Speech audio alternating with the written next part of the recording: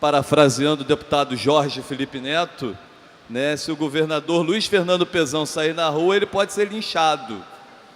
E eu espero que os deputados não passem pelo mesmo, porque, afinal de contas, essa é uma semana muito triste para a Assembleia Legislativa do Estado do Rio, essa é uma semana triste para o Estado do Rio de Janeiro, né? E eu respeito a opinião de cada parlamentar, respeito a legitimidade de cada um, e não vou entrar, deputado Eliomar, numa guerra com os demais deputados.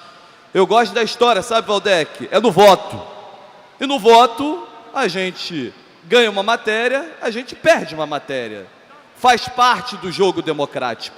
Como faz parte do jogo democrático, na hora das eleições, vira o julgamento da população, vira o julgamento popular. Eu costumo gostar de contar a história de Friburgo, porque ela tem um paralelo direto com essa história aqui da SEDAI.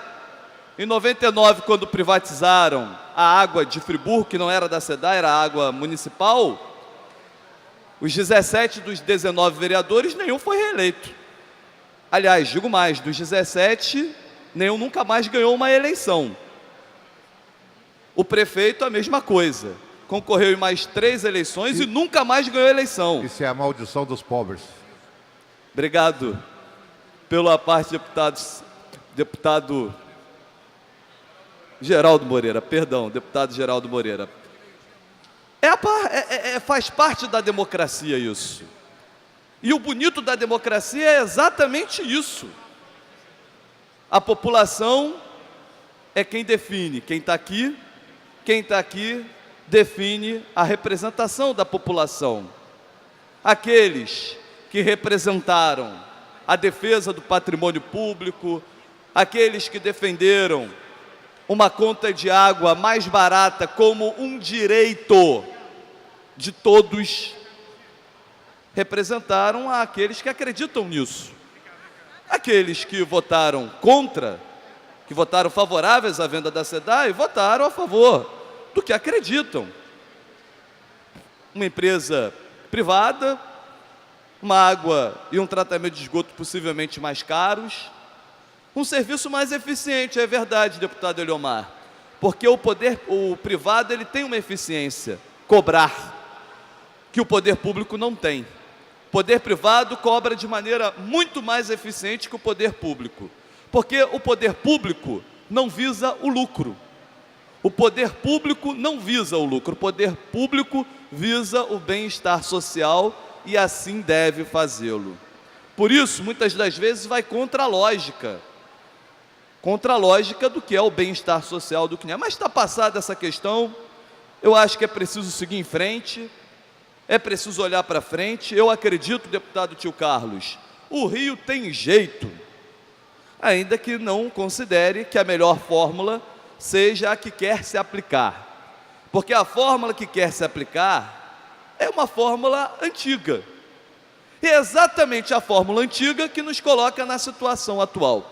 Eu gosto sempre de citar aquele que foi ministro da Dilma e que foi secretário aqui no estado do Rio de Janeiro e que agora me foge o nome, e Joaquim Levy, foi secretário no Rio na época de Cabral mesmo, e no início dizia-se o seguinte: vamos fazer várias medidas de austeridade, mas essas medidas de austeridade que punem o servidor público, que punem a população, farão do Rio um Rio forte, um Rio de Janeiro que nunca mais terá crise, um Rio de Janeiro que se autossustentará.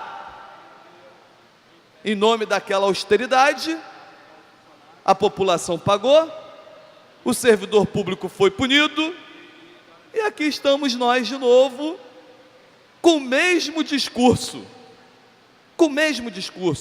austeridade, sacrifícios do servidor público, perda de patrimônio público, enfraquecimento do Estado, perda de direitos. Aliás, diga-se de passagem, o seu Leonardo Espíndola foi extremamente infeliz em recente reunião, num acordo lá com o Ministério Público do Estado e outros agentes, dizendo que o Estado do Rio está com muitos direitos, a população está com muitos direitos.